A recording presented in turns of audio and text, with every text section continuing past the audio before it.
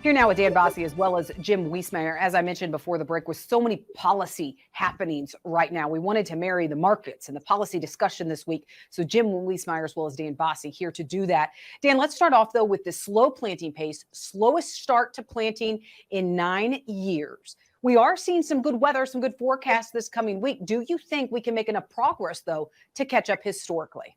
No, Tyne, we're not going to be able to catch up historically. I'd like to say we will. This week, we're kind of estimating U.S. corn seedings will be about 20 to 22% completed because of all the rain that we've had. So the record low as of May 8th, this will be the report that comes out on Monday, is 17%. So catching up, we'll get a little above that, but it's going to be a late seeded year no matter how we look at it. And there is a yield drag after we plant corn after, let's say, May or 10th or 15th, depending upon the agronomist. And so with that, I'm not saying this is going to be a bad crop, but a lot of things have got to go right. And we've kind of taken a record yield off the table. Notice that USDA is still using in their WASDE a 181 corn yield, which is 4 bushels an acre above last year's record. We'll see if that all bears out. Well, there's a lot of focus on what production is going to end up being here in the U.S. and some saying, we can't afford any hiccups. And if we do, though, what type of action will the White House or this administration take at this point when it comes to some of the issues with grain? So, Jim, right now, as you see other countries making export ban announcements and mulling some of those decisions, do you think anything like that is on the table here in the U.S. at this point?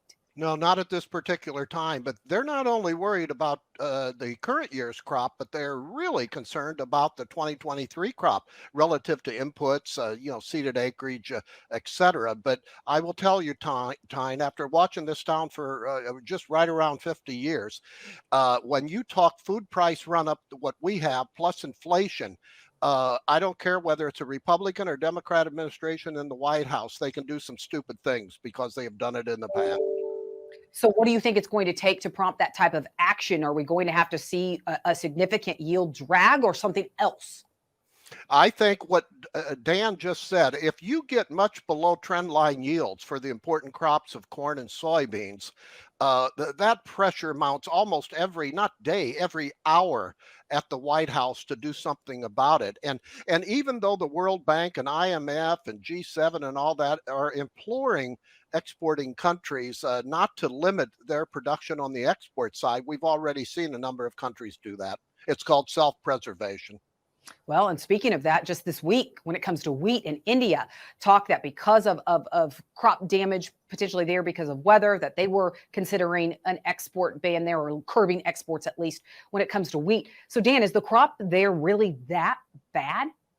It really is, Tyne. As we're looking at yield data from India and we're looking at receivables, which is what the government gets from the farmer. Now, we've collected about 14.7 million metric tons of wheat in India. Normally, they were at this time, we'd be over 30 million, maybe as much as 32 million. For the season, they're hoping to collect about 44 million metric tons. So as you look at India, the crop is down, there's shriveled kernels.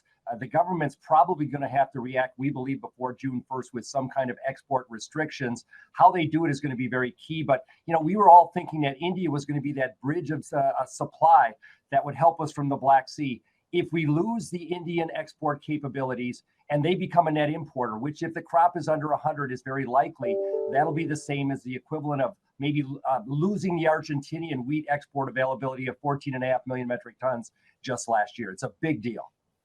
Well, Dan, we look at some of the announcements last week and trying to incentivize grain production and possibly oilseed production here in the U.S., hearing some other countries that are trying to do the same and really ramp up grain production.